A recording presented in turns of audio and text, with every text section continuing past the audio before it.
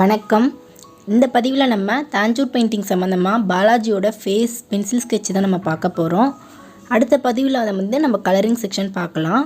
First இன்றைக்கி நம்ம pencil sketch with மெஷர்மெண்ட்டோடு எப்படி பண்ணலாம் அப்படின்றத பார்க்கலாம். இங்கே பாருங்கள், நான் 1 இன்ச்சுக்கு ஸ்கொயர் எடுத்துக்கிறேன். 1 இன்ச்சுக்கு 1 இன்ச்சு ஸ்கொயர் பாக்ஸஸாக 4 பாக்ஸஸாக லென்த் அண்ட் பிரெத்தில் 2 பக்கமே 4 பாக்ஸஸ் இருக்கிற மாதிரி நான் ஃபஸ்ட்டு மெஷர் பண்ணிக்கிறேன். மெஷர் பண்ணிவிட்டு பாக்ஸஸ் ட்ரா பண்ணிக்கிறேன்.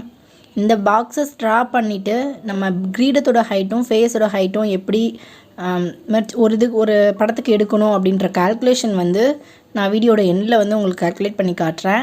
இப்போ நம்ம ஸ்கெட்சு போடலாம்.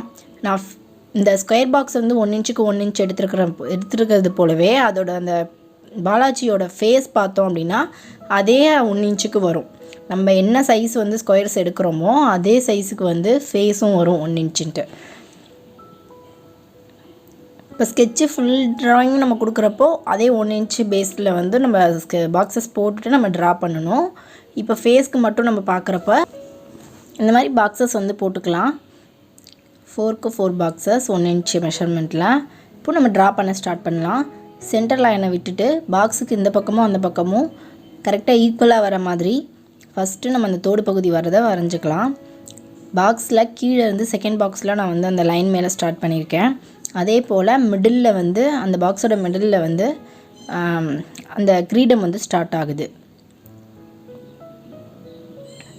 இந்த மாதிரி வரையணும்.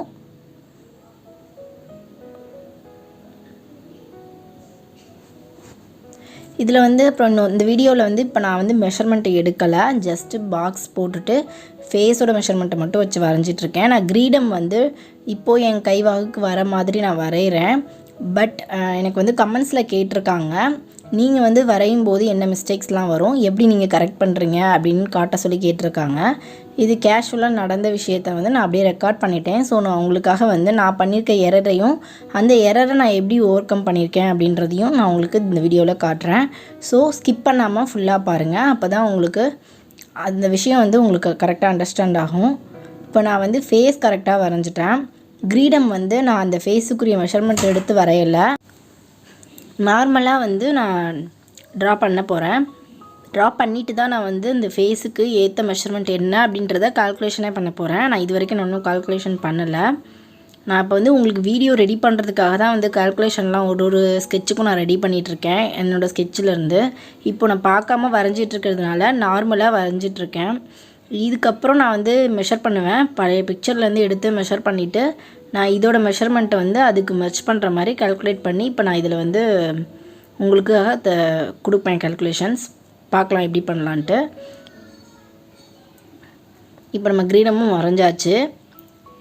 இப்போ நம்ம அதுக்கடுத்தது சங்கு சக்கரம் வரைய போகிறோம். சங்கு சக்கரமும் வரைஞ்சி முடிச்சிடலாம். கரெக்டாக பாருங்கள், நான் போடுற ஒவ்வொரு ஸ்கெட்சுமே கரெக்டாக அந்த பாக்ஸஸை மெயின் பண்ணி கரெக்டாக அது அந்த பாக்ஸோட அளவை வச்சே நமக்கு கிடைக்கும். அது கரெக்டாக ஃபாலோ பண்ணிங்க அப்படின்னா நமக்கு ட்ராயிங் போடுறது ரொம்பவே ஈஸியாக இருக்கும்.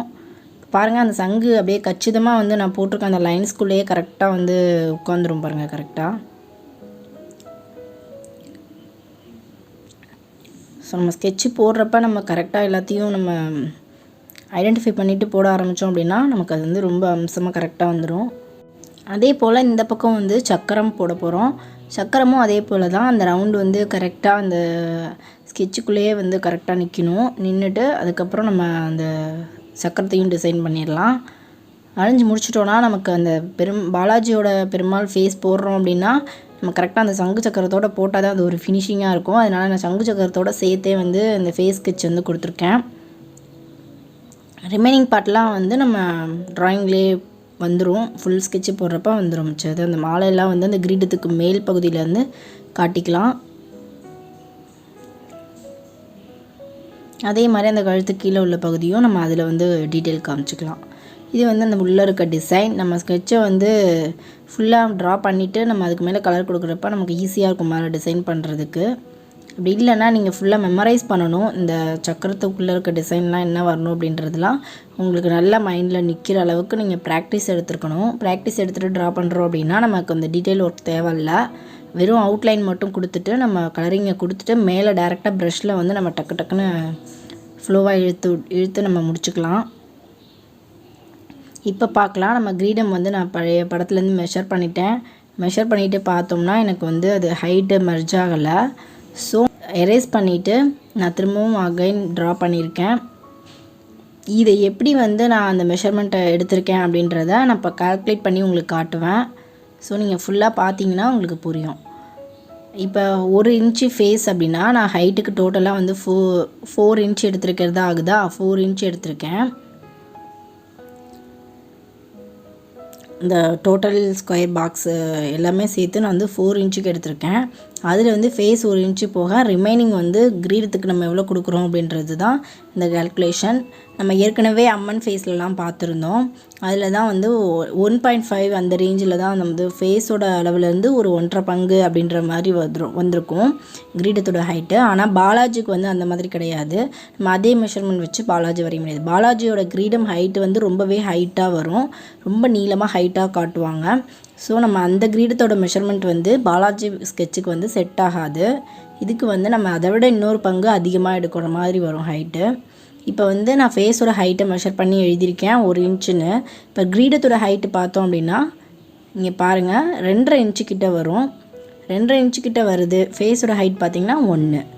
இப்போது நம்ம அந்த 2.5 இன்ச்சுங்கிறத ஃபேஸ் வந்து 1 அப்படின்றப்ப நம்ம டேரெக்டாக அந்த 2.5 இன்ச்சுங்கிறதையே நம்ம வந்து கான்ஸ்டன்ட் வேல்யூவாக எடுத்துக்கலாம். நம்ம ஃபேஸ் வந்து இப்போ 1.5 இந்த மாதிரி மாறி இருக்குங்கிற பட்சத்தில் நம்ம இந்த 2.5 டேரெக்டாக வச்சு நம்ம கால்குலேட் பண்ண முடியாது. இப்போ உங்களுக்கு வந்து ஈஸியாக கொடுக்கறதுக்காக நான் 1 இன்ச்சு ஹைட் ஃபேஸ் வச்சு வரைஞ்சிருக்கேன். இப்போது ஸோ அதில் வந்து கிரீடத்தோட ஹைட்டு 2.5ங்கிறதுனால அதுவே நம்ம கான்ஸ்டண்ட்டாக வச்சுக்கலாம்.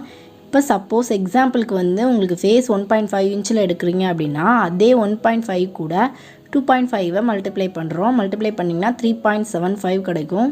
அதுதான் வந்து கிரீடத்தோட ஹைட்டாக இருக்கும். இப்போ நான் போட்டிருக்க ஸ்கெட்சில் ஃபேஸோட ஹைட்டு பார்த்தோம் அப்படின்னா 1 இன்ச் ஃபேஸுக்கு 2.5 இன்ச்சு ஹைட்டு வந்து கிரீடம் இருக்குது. இப்போ இன்னொரு எக்ஸாம்பிள் வந்து சென்டிமீட்டரில் சப்போஸ் இப்போ நம்ம வந்து ஃபேஸோட ஹைட் எடுக்கிறோம் அப்படின்னா இப்போ சென்டிமீட்டரில் வந்து எடுக்கிறப்ப ரொம்ப சின்ன ஃபேஸ் நம்ம வரைகிறோம் அப்படின்னு வச்சுக்கோங்களேன்.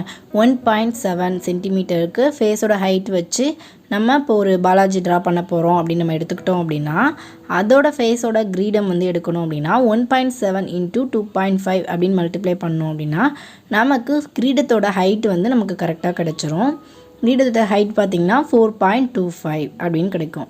இதுதான் வந்து கிரீடத்தோட ஹைட். இப்படி தான் நமக்கு பாலாஜியில் வந்து ஃபேஸுக்கு ஏற்ற மாதிரியான கிரீடத்தோட ஹைட்டை வந்து நம்ம கால்குலேட் பண்ணிக்கணும். உங்களுக்கு இது புரிஞ்சிருக்கும்னு நினைக்கிறேன். இங்கே பாருங்கள், நம்ம போட்டிருக்க ஸ்கெட்சில் வந்து இதுதான் மெஷர்மெண்ட்டு.